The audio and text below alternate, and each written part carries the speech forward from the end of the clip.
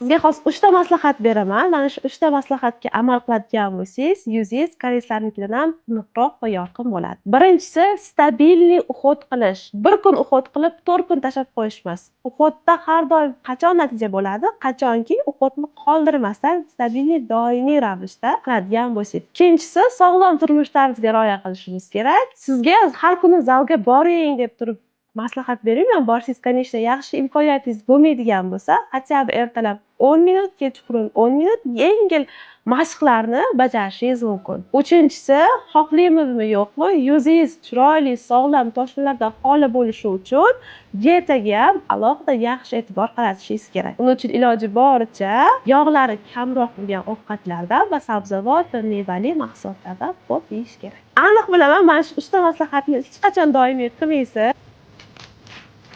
Lekin Streal Beauty'ga keladigan bo'lsangiz, tankasalar uchun alohida sirli retseptlarimiz bor. Hoziroq direktda yozing.